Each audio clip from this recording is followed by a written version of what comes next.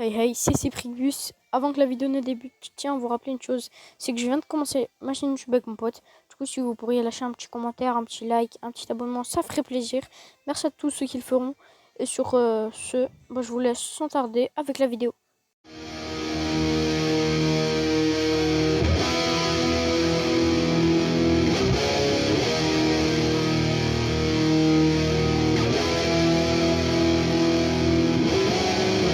Till I got out of class and scared the fucking shit. Before all this rap shit, I was gang banging and doing half beats on the cops and shit.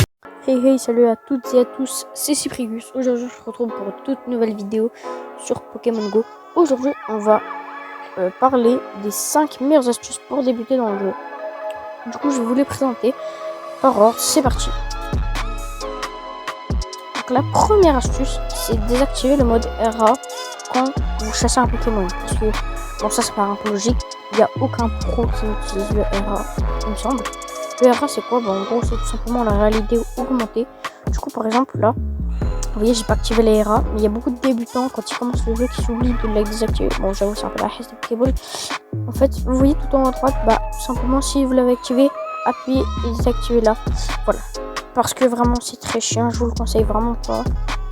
Du coup, voilà, c'est tout pour la première astuce. Deuxième petite astuce, c'est activer le suivi d'exploration. Je vais vous montrer c'est quoi.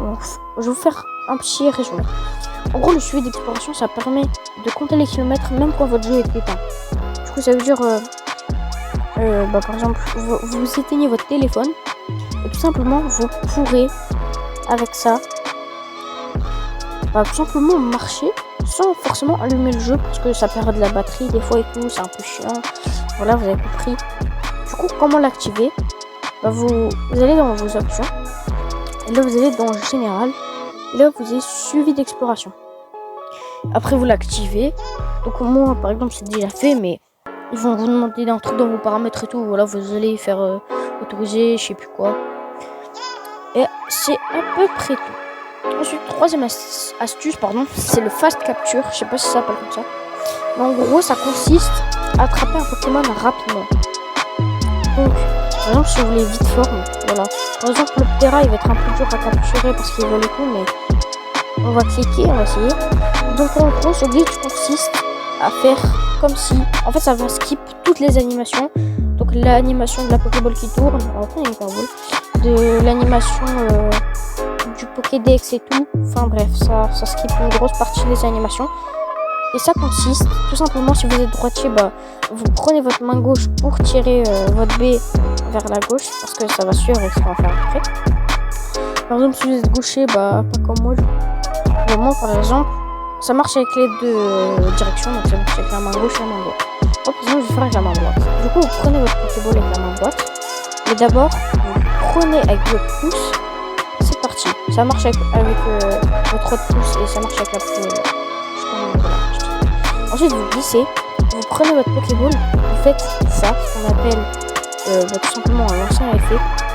Vous le lancez sur votre Pokémon, vous lâchez, et là, une fois que c'est fait, vous quittez et vous appuyez sur échappe, donc pour échapper le combat. Et voilà, tout simplement, vous avez réussi à faire un fast capture. C'est assez simple, voilà. Ensuite, quatrième petite astuce, je pense que vous la connaissez, c'est la technique des baies Frambi. Parce qu'il y a des gens, ils n'utilisent tout simplement pas de baies. Ça me paraît un peu logique, vu que c'est un peu le but de Pokémon. Les baies, pour la faire courte, c'est par exemple, c'est un peu la haisse aussi des baies, parce que voilà, j'en ai utilisé beaucoup pour forme. Mais tout simplement, ça sert à tout simplement à capturer des Pokémon beaucoup plus facilement. En fait, il y a plusieurs types. Il y a plusieurs types de baies, et je vais un peu vous les citer. Voilà. Donc la baie Frambi, ça sert tout simplement à faciliter la capture du Pokémon. La baie Nanab, ça sert à ce que le Pokémon reste immobile. Je sais pas si ça fait en sorte qu'il soit plus facile, mais il reste immobile, je sais ça. La baie Nanana, ça fait en sorte que le bonbon, je crois, il donne 2 fois plus. Il donne un peu plus de bonbons quand vous le capturez.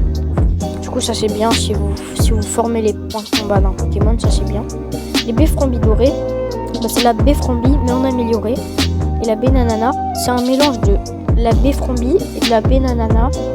Enfin, un peu un mélange de baie Frambi dorée et d'une baie Nanana. Enfin, ils ont fait le mélange simplement. Et voilà. Ça a donné ça. Et en gros, vous gagnez plus de bonbons et c'est beaucoup plus facile à capturer. Ensuite, cinquième et dernière astuce, il y en aura une bonus, c'est les encens. Donc les encens, vous en avez un quotidiennement. Il me semble que pour le débloquer, vous devriez avoir une quête. Je sais plus comment ça se débloque, mais normalement vous l'avez. Je sais plus, il y a une quête. Il me semble, attendez, je la cherche. Il me semble que c'est un encens mystérieux. Voilà, vous avez cette quête.